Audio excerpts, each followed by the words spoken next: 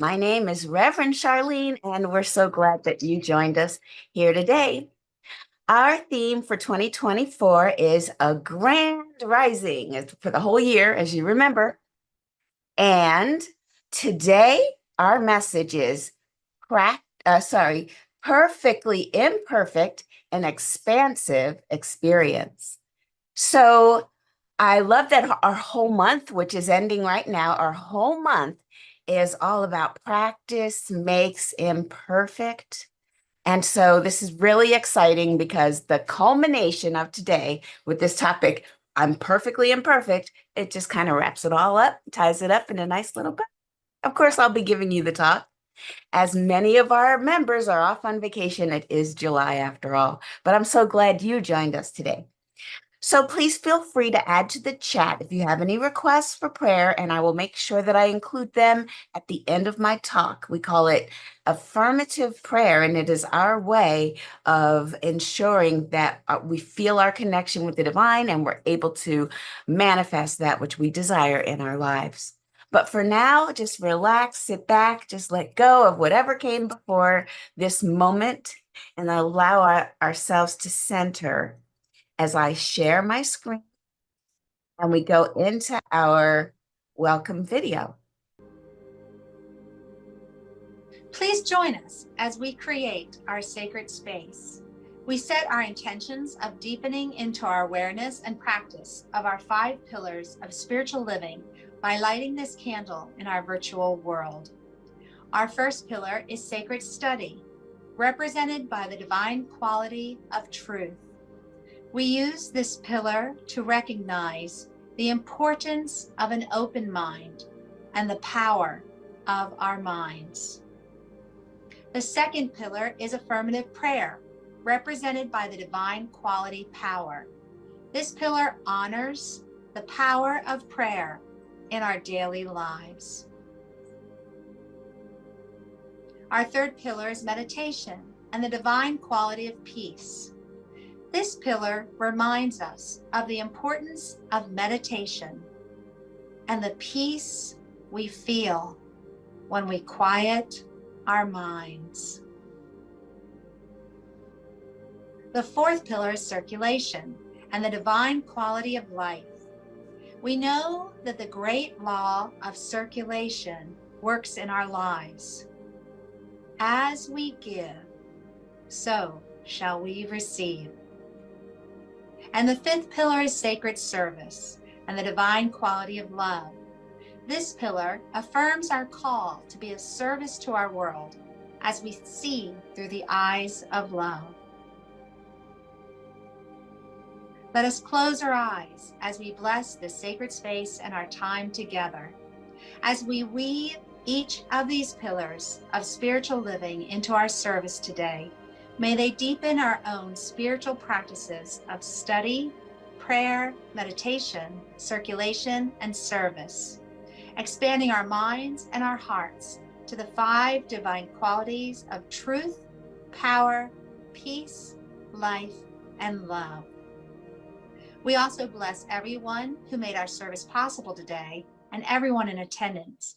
May the energy of love that is generated here bless everyone abundantly. And so it is.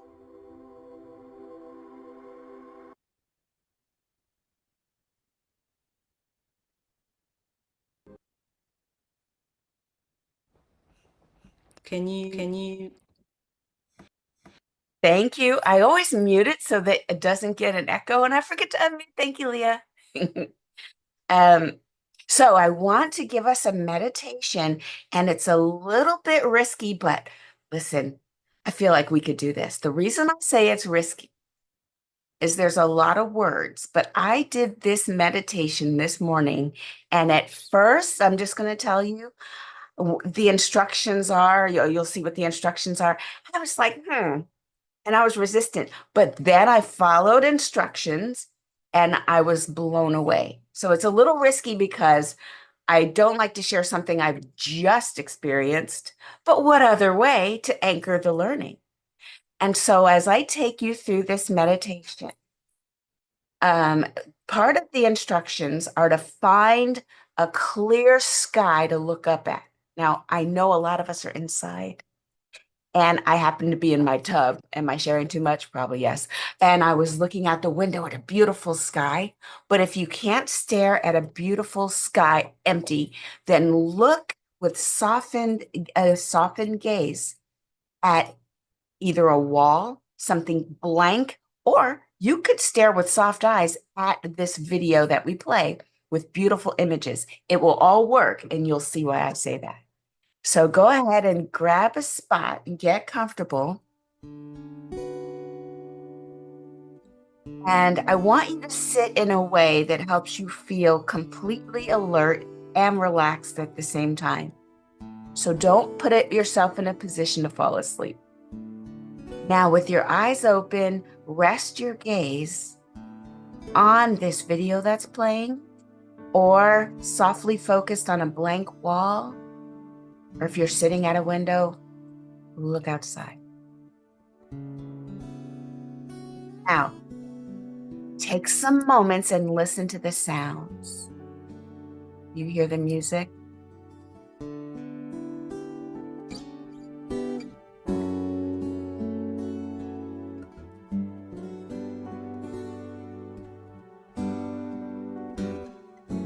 Now, when you realize as you're looking, your point is to just sort of clear your mind. And I want you to rest in an undistracted, open awareness. Breathing in and out. And you're just noticing any changes in what you're looking at or what you're hearing. This is mindfulness. This is present moment.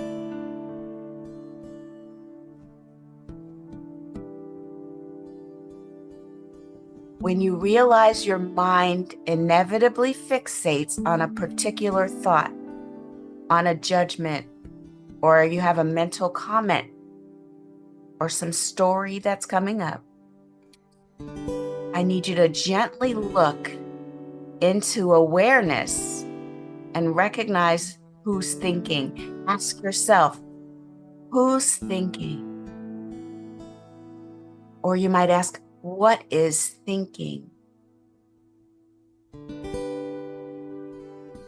Ask yourself, who is aware right now?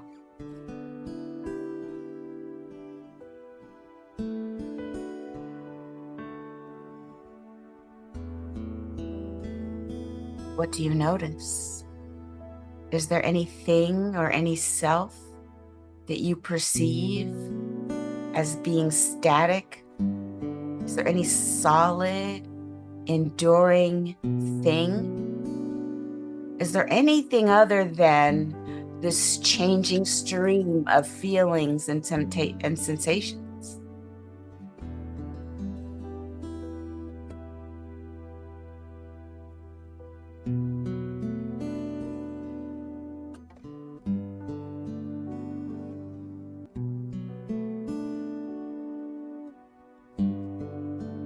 And let go and fully relax into the sea of just being awake.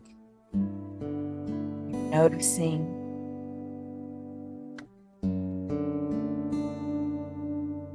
If the mind fixates again on anything, ask, who is thinking?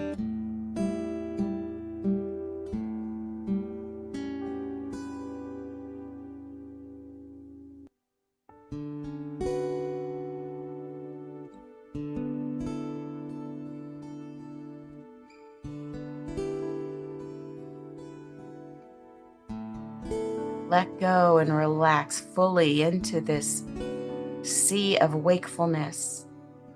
Let go. Let be. Allow our life to unfold naturally.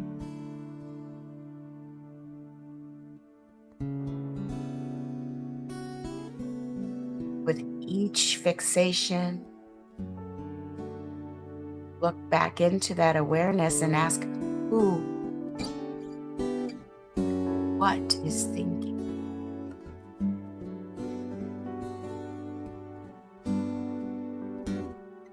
Keep relaxing your body back into awareness.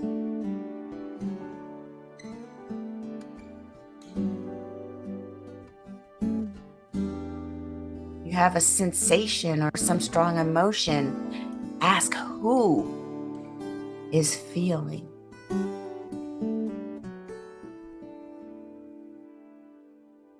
And accept it fully.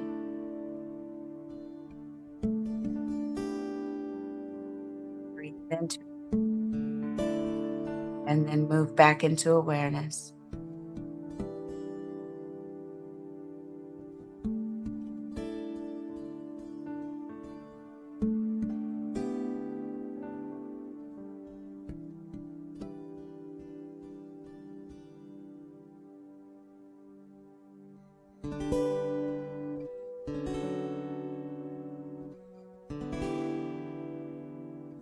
We're in this sense of awareness, watching, listening, noticing, not holding on to anything.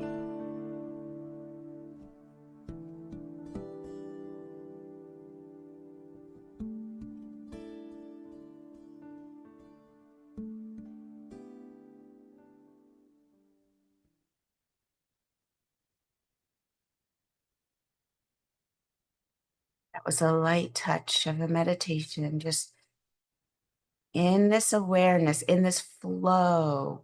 We listened and we were aware of whatever comes up right now.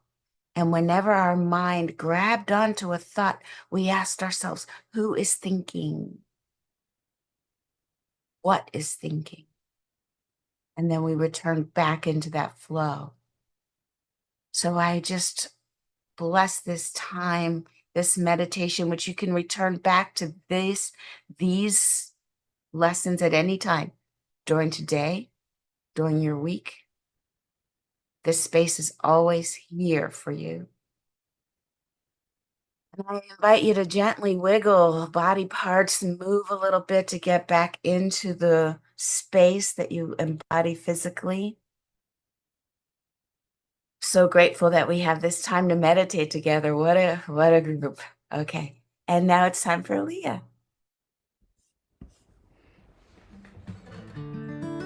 Good morning, everyone. This is a song by Tom Goss that I actually just heard for the first time, but is so on point and on time for this month's theme. It's called Enemy of Good. When you think about the life that you're building, don't get caught up in the thought that you're not worth it. Just 'cause you haven't got a paper from an Ivy League, don't become a monster that's the color green. Just remember everything is for a reason. Just remember every flower has its season. The beautiful, the powerful ain't always what it seems. Wonderful is underfoot, and that's no mystery. But can you see just what I see? Can you find your way into reality? Perfect's the enemy of good. Perfect's the enemy of good. Get caught up what you think you should be. It's who you are, not what you could be. First impressions seem like they're important. Imperfections, you're trying to gloss them over. But the cracks that keep you intact, they make you something worth holding in fact. And you can't see just what I see. Oh, you're drowning in someone else's fantasy. Perfect's the enemy of good. Perfect's the enemy of good. You're caught in what you think it should be. It's who you are, not what you could be. So don't go breaking your own heart. Don't go forgetting all the things that fell apart. In the end, it's understood.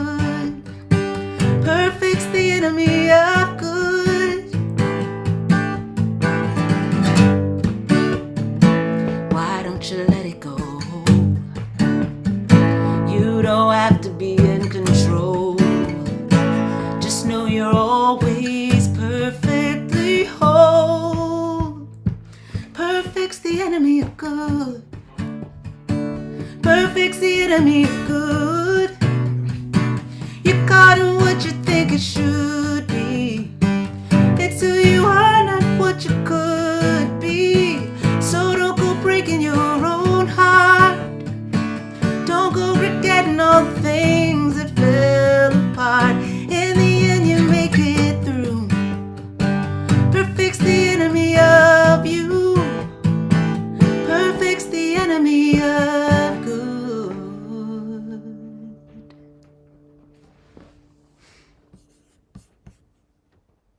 I love that. I love that phrase. Perfect's the enemy of good. And I like how you added perfect's the enemy of you.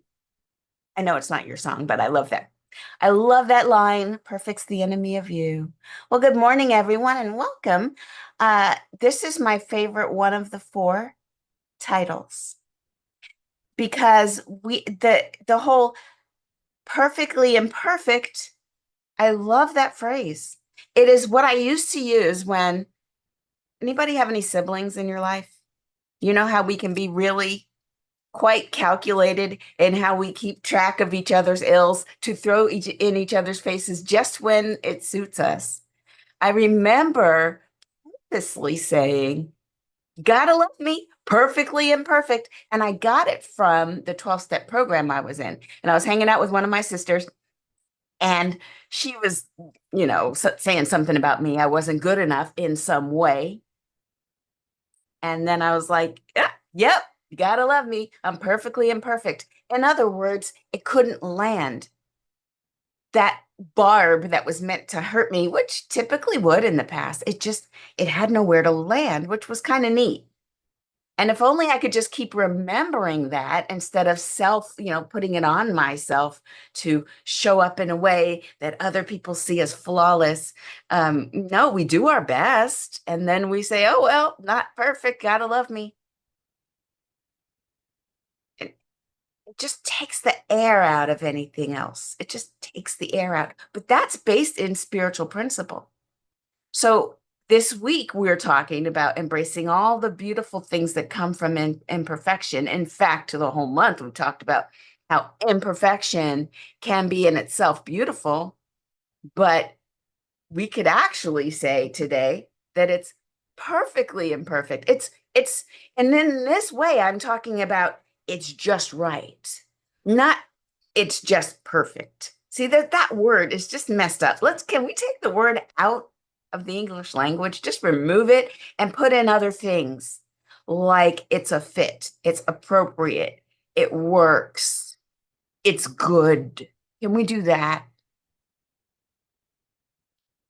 So this authentic living comes from the idea that we're aware of who we are. Ooh, that's a big one.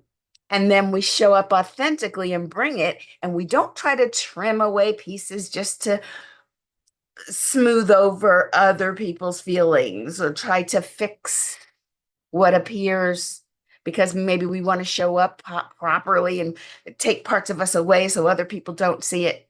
It's kind of strange because what we do is sometimes we're given this image of what's good enough, right? And then we're not equal to it. And then that good enough, that becomes bigger than us. And then we strive for that. We're never good enough, never can reach it. Sometimes we're our own worst enemies. There is a quote. Yes. Dennis Merritt Jones from The Art of Being says, you can try to wait until everything is perfect in your life before you seek that moment of enlightenment, but you'll be waiting an eternity, literally an eternity you'll be waiting. Don't we do that? Well, we wait, we look for the perfect, we try to find the thing. We have to wait till everything is perfectly lined up before we take a risk. No, I don't think life works that way. Everybody who can look back, we had ideas about how our life would unfold, and then life showed up and it wasn't quite that.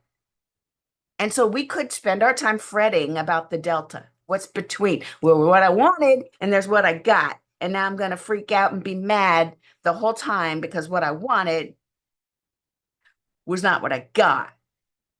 And it's interesting. In fact, I'm looking at my notes and it says, a thing you can do with your community. Watch this. It says, you could do a compassion walk. You could gather in a local park or a natural setting and engage your community in a mindful and contemplative walk together. So far, so good. Then it says this, during the walk, individuals are encouraged to observe and embrace the imperfections and the diversity found in nature. And I'm like, hold up. How do we know the imperfections? See, because I'm a science type of person, I'm interested in science. I say I'm science adjacent because I don't know formulas and things, but I have a question. How, what are we using as our blueprint for perfect? If we're going to take a walk together, and this is what I'm talking, we do this every day. We walk through life and we look at something and we go, well, that's not perfect. According to whom? According to whom? And I know you'll tell me, well, Charlene, we grow up in this Western society and the values are placed on certain things based on probably some white supremacist who decided that lighter is better and skinnier is great and something. Yeah, I get it. But don't we have to first examine our ideas of perfection first? Is perfection symmetry? Is beauty always in symmetry? Of course, then I went down a rabbit hole when I was preparing for this talk, and I'm like, symmetry, that's a physics term. And then there's supersymmetry, and then there's asymmetry, which is kind of better. And so I got down that rabbit hole because the universe seeks to balance itself out and symmetrically, yes, that's how the Big Bang. I went deep, y'all. But what I was looking for is how do we know? Do we have an objective view available for all to see as, yes, this thing is perfect? And the answer is no, we don't. We don't. There's not going to be a universally agreeable thing that says this is perfection. You know why? Because perfection is an idea.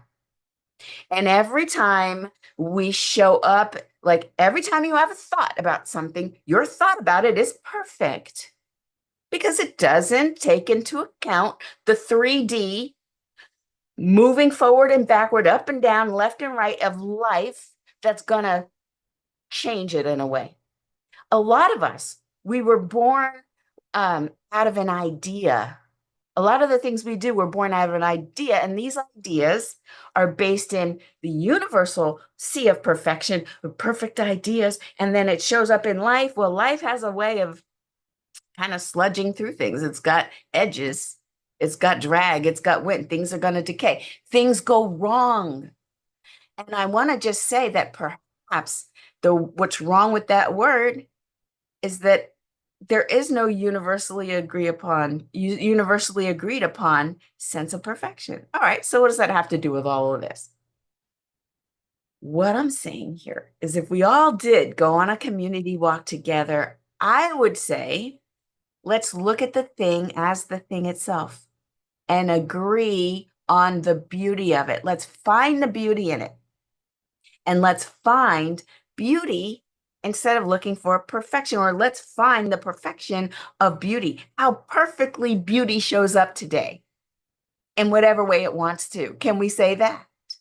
Can we start to look upon the world without labeling it or comparing it as the difference between what I thought you would be and what you are? And now that you're not exactly what I thought you would be, I don't like you anymore. We say to ourselves when we're looking in the mirror, oh, self, I want to get back to the way I looked when I was pick an age. I want to get back to whatever my finances were whenever pick era. We're always comparing ourselves, if not to other people, then to more ideal versions of ourselves, which may not really exist. I read a story about Tyra Banks, and she said, I hate dating because the people I date think they're dating Tyra Banks that they see in the magazines. Even I don't like her because I can't live up to her. Now that's crazy, but it makes sense. These perfected images that we place in front of our minds, treat it as a goal, and then poop on everything that's not that is ridiculous, needs to stop. What do we replace it with? Just a valid, high praise for exactly what's happening right now. It's called radical acceptance. Accepting exactly what's happening right now as it unfolds and leaning into it.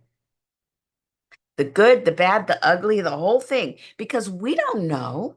We don't know what's going to happen.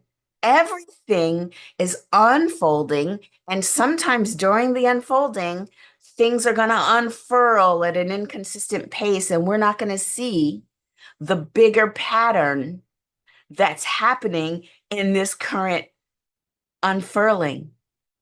And we could make snap judgments about the unfurling. And we could start to get ourselves up into some sort of frothy lather because and then something changes and boom, you feel better. That is crazy. Isn't it crazy how that could happen last Sunday afternoon, anyone? Long blinks. Anything change for anybody? You were a little worried about something and then something else happened and now you're like, oh, I feel better. Could it be that the universe is unfolding in a perfect way, even though in this moment it looks kind of crazy? Ask a caterpillar. Ask a caterpillar how it's going when it's in the middle of its cocoon. What felt like an instinct to build a perfect fortress, I'll just say a nice little cozy little bug in a rug. Just happy, I'm snug. And then I start to dissolve, excuse me. And I'm sure that that feels messy as ever. They don't know what's happening. They don't have a big picture. They don't have the Discovery Channel. They don't know. All they know is stuff is changing and it's changing fast and it seems kind of catastrophic and it seems kind of chaotic. Everybody else is kind of acting like nothing's wrong and I'm falling apart over here. And it probably tries to keep it together a little bit as all the molecules in all the cells move differently, reorganize themselves, and then create something new. And then it gets a little uncomfortable and starts to get a little big and says, now I'm feeling like this isn't enough. I need to get out of here. I need to get out. This is feeling kind of tight. And I'm feeling kind of different. And I'm feeling like, oh, there's something more amazing out there for me. And then it emerges from its stage and then just kind of flies off. And I'm sure it's like, oh, look at me. But it's a world that, like, that's just one type of life form that goes through a metamorphosis that we all can watch. And yet somehow we think our own lives should be exactly the same all the time. And we think that when things are an upheaval, oh, this is terrible, we're all going to die. As I said last week, we are all going to die. Just hope it's not all at the same time because that's kind of tragic.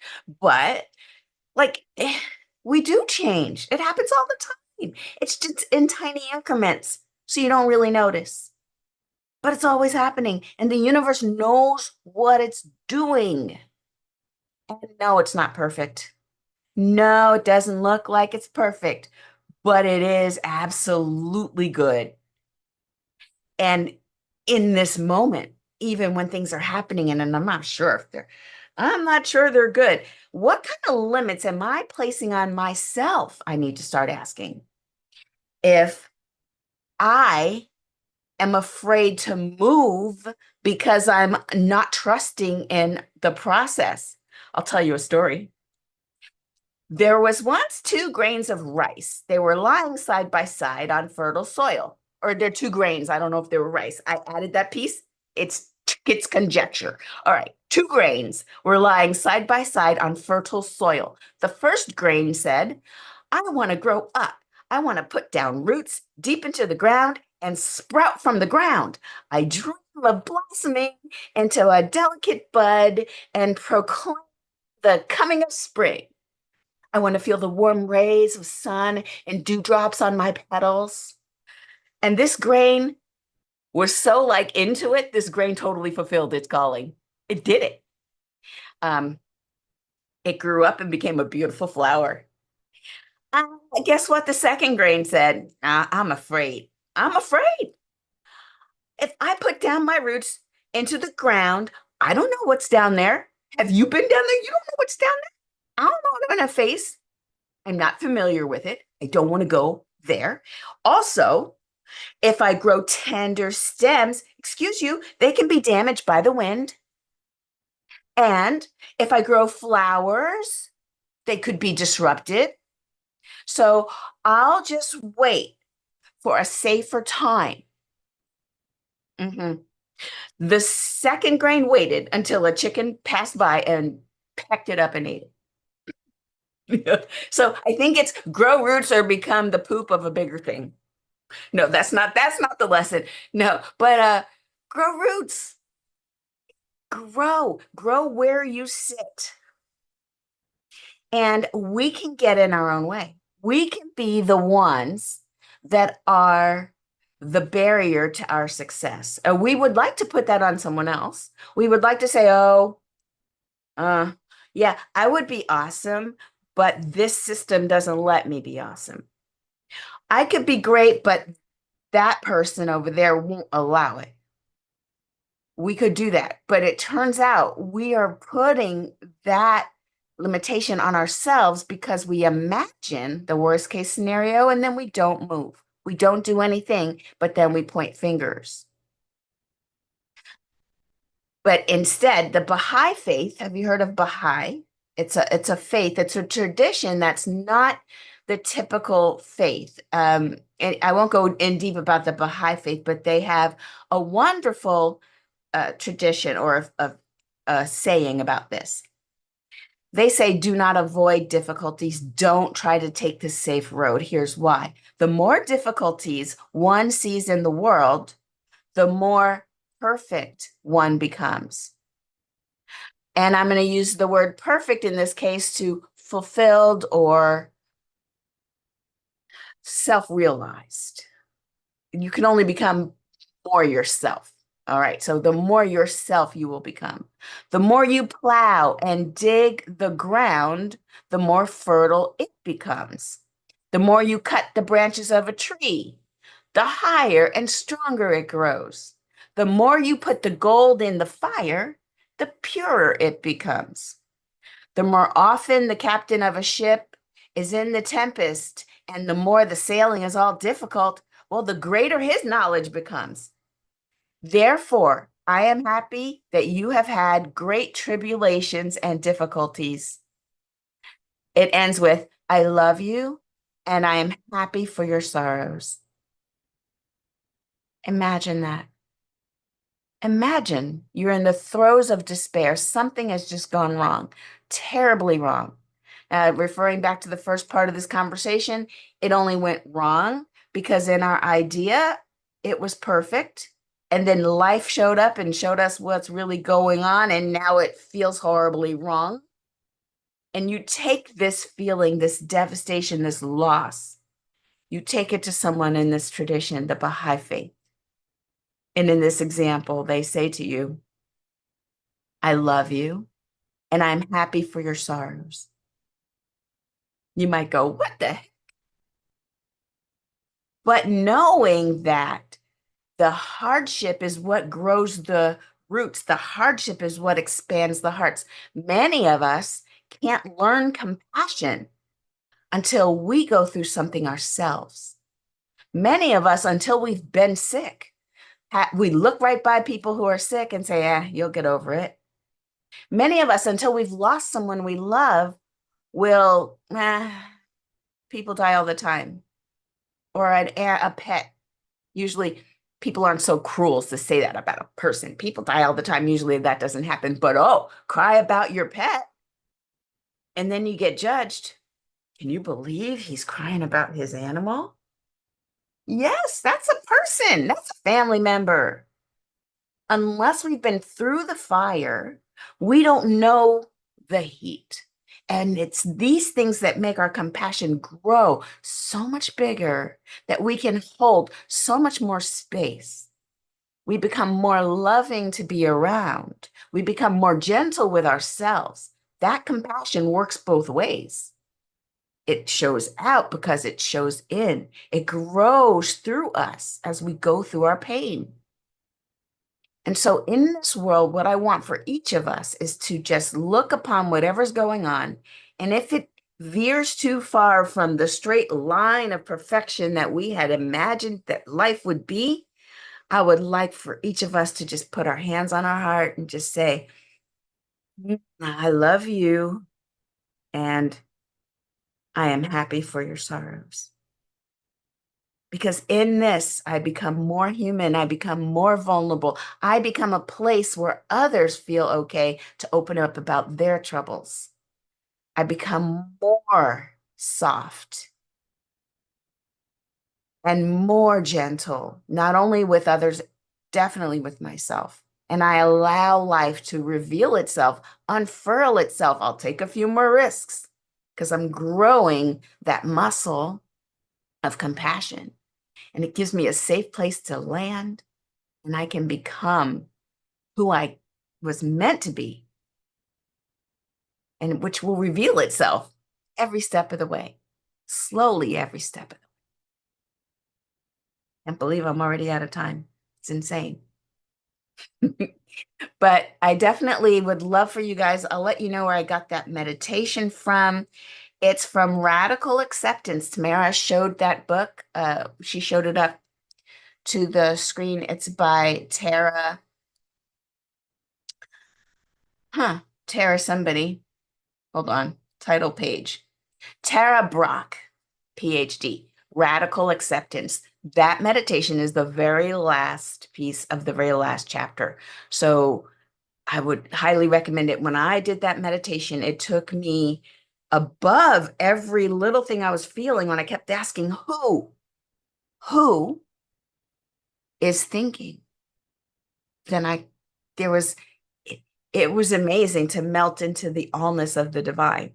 And that love that's there is just incredible. So definitely try that as often as you can. Let's go into prayer. There's only one divine energy, one divine power. That is universal goodness. That is universal love. That is the ground of all beingness. Some call it God, some call it Father, Mother, God, some call it whatever you call the divine beingness that gave life, gives life to all that exists. That energy is right here, right now. It can never be separate from us, though we may turn away from that energy and search for something temporary. That energy is always here, always loving, always holding us. So in this loving presence, I speak my word that all trials and tribulations are unfolding for our highest good. I speak my word that our energy of any resistance or any avoidance to any bad feelings, it's natural. We love ourselves and we are grateful for our sorrows. I speak my word that our compassionate heart stays open and involves all within the sounds of our voices. We show up as a blessing wherever we go. We bless others. We are a beneficial presence in their lives, and they feel it because we feel it. I know that we give from this overflow, from this indwelling energy that just bubbles up and flows out and blesses all that come into our presence. And it neutralizes any negative energy that may be there. And so knowing that this is all good and all well, I just give thanks for every word that has come through me today. I give thanks for every person that's in the sound of my voice. I give thanks for all that's unfolding because it's all wonderfully, amazingly good. I let it go. I let it be. And so it is. Amen. Ashe.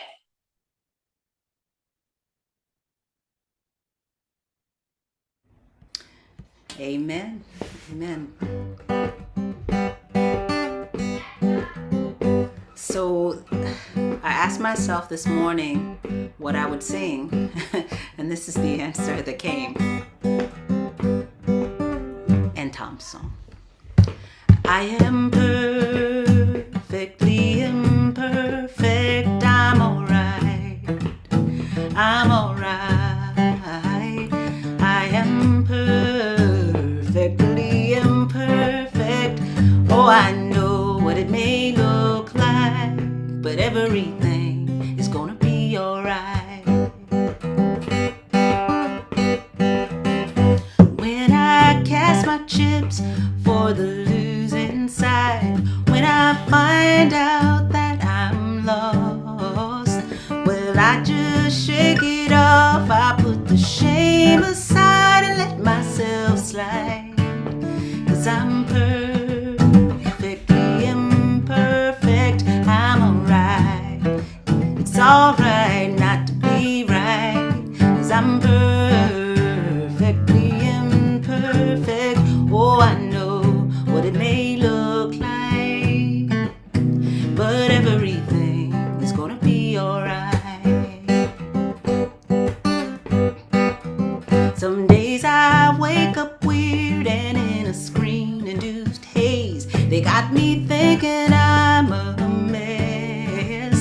Oh, but the whole truth is I learned along the way I'm at my best when I let that garbage rest and know I'm perfectly imperfect. I'm alright.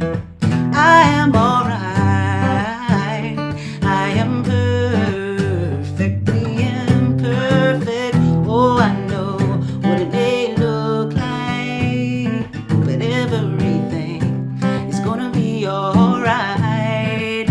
Everything's gonna be alright.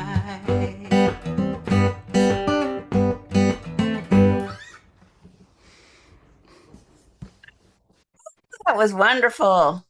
Perfectly imperfect. Thank you, Leah. Always amazing. All right. It is now that time in the service where we talk about giving. We're going to be blessing the donations that are shared today because at CSL Leesburg, we believe in the law of circulation. So we are a community that gives back as well. The donations shared with our center, that the ones that you give so faithfully, thank you so much. We bless everyone with the donations that you share. Not only does it support our center, but it also supports our home office. Also, we tithe back to our community as well. And so if you would love to if you have an idea of who we could tithe to, giving our quarterly tithing to some nearby organization, just go ahead and send me an email because send it to info@cslleesburg.org because the website doesn't have that form right now. It's coming back soon. Speaking of our website, what we do still have is the give button. It's down on the bottom. You have to scroll down and go there to give if you'd like to do it through like a credit card, or you could text your donation, text a dollar amount to that phone number there, or you could just Cash App us. We don't have Venmo yet. I think that's coming. Lots of different ways to give, but no matter how you're giving, please share with or speak with me our affirmation together. This is our blessing, our gifts affirmation. The presence of spirit within me blesses everyone I meet, tends to heal everything I touch, brings gladness into the lives of everyone I contact. Therefore, I am a blessing to myself, to humankind, and to the day in which I live. And so it is. All right, our only announcement, our usual announcement, dream study happening every other Saturday. We just had it yesterday, so I'll see you at Dream Study on the 10th of August where we could pick apart our dreams. They did a really good job with my crazy dream. You want to hear what it was? I bet you do. Come to Dream Study. All right, let's go ahead and unmute our microphones. We're going to do our loving kindness affirmation together out loud. So say it after me. I love. I'm love. I'm love. I hear it. Good. You are love. You are love. And You now are everybody, love. yes, Suze, you'll put your Hey, hands up in the air. And wave them like you just don't care. Say, it's all love, y'all. It's It's all you love, it's all y'all. love, y'all. Okay, sorry, I'm being silly. Let's go. You guys Keep come. If see a lot of you are online, come to the Zoom room. We're gonna do pearls. See you next week. Bye.